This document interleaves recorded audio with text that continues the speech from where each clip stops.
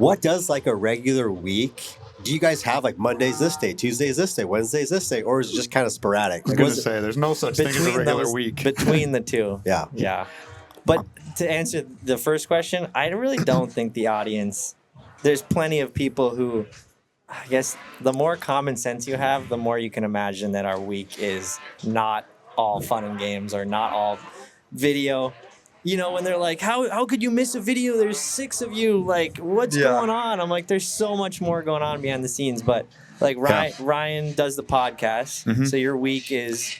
Yeah, kind of like my Monday I'm editing. But I mean, and Thursday the boys edit all day. So those days are kind of structured days. More structured. Yep.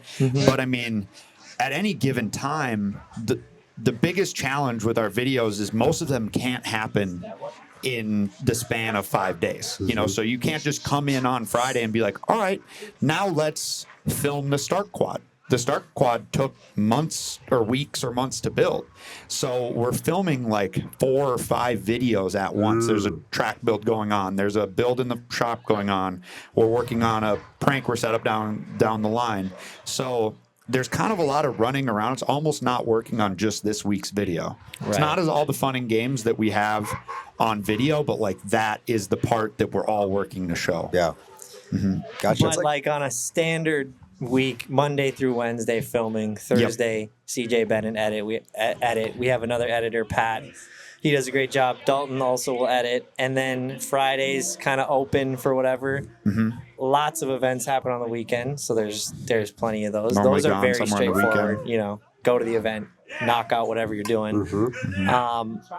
But it is all over the place as far as like, hey, run over the farm, intro this. We're going to run out to the track, hit this, and then we're going to call the giveaway winners, and then we're going to go golfing. Yeah. I think it is, though. Like, they speak of it like it's a little bit loose, but from the outside, you know, I got kids that are watching the films, and they're like, oh, man, it's so sick that they're doing this. And me being a grown-up and being friends with you guys can understand the, like, schedules. Like, you guys are running these multifaceted projects all at once. Like you say, there's, like, 5 videos being worked on in a week or over a span of a couple months. But, like, just the communication that I had with Micah and the boys on the way down, they are running a tight ship. Like, we have to at this like, point. when I was talking to Micah, I'm like, hey, man, like, we're a couple hours out. I got the golf clubs in the truck. Like, let's go rip around. And he's like, oh, you know what? We got to call the giveaway winners, and the boys are working till 5, and then after 5 we should be free, and then we can go play. You know, it's like you guys do carry a lot of responsibility, which it probably took years and years of patience and practice to be able to instill that. Yeah. But I can respect that, and you know, the boys gave me a tour of the shop this week, and it was like you walk in and it's being operated like a business. You know, 100%. and like cool. that to me, to see that side of it was really badass, because, you know, I mean, I've watched the videos for years with my kids, and you see all the different projects down the line, you know, and I seen things in there. I'm like, oh, that's going to be pretty cool. Yeah. And a whiteboard. Yeah. A whiteboard changed our business. Yeah. Just literally writing everything out like, all right, we got to do all this. This is when we're doing it. I mean, as it's much a game as you changer. guys are really good at portraying the looseness and the friendship and, like, you know, the CBoys image, behind the scenes, I feel like you guys are running a really tight ship, and that. Thank you. To see that with my eyes and you know, just get the firsthand look, I was like, damn, these guys they're on point. Yep, lot of structure now, and I don't like meetings, structure, schedules, but even I can realize that it's like the most important thing, which is it doesn't have to be that way. I always think it doesn't have to be boring. Yes, that too. Structure doesn't have the to be meetings boring. are like for a good cause, you know. Yep. But there's also a world where you like could be so insane or so talented at music or talented at riding that you just like shoot to the top without any business structure. There's a world where that exists too. But when it's more than one person, aka 6 in a team of employees, very structured. Yeah. How many? What's the head count for you guys?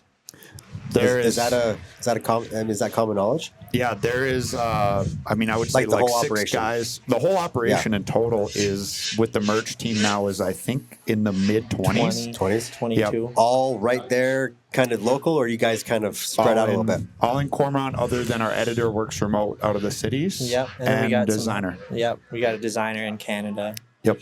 and their team. They help us source all our overseas stuff. Good. So they're all out of Canada, Yeah. Okay. But which I works mean, out good.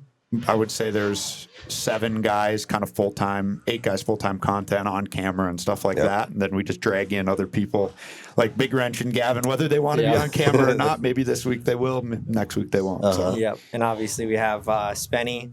Yep. We're trying to get him a visa so Yeah, that he can come work for stuff's us hard. and film with us. And we're also, I mean, you have Gavin, Shred 80. He's got his own channel, his own thing, and it works out really well. Everyone's like, well, are you going to have him part of your group? And I'm like, no, what we have right now works amazing. He has his channel.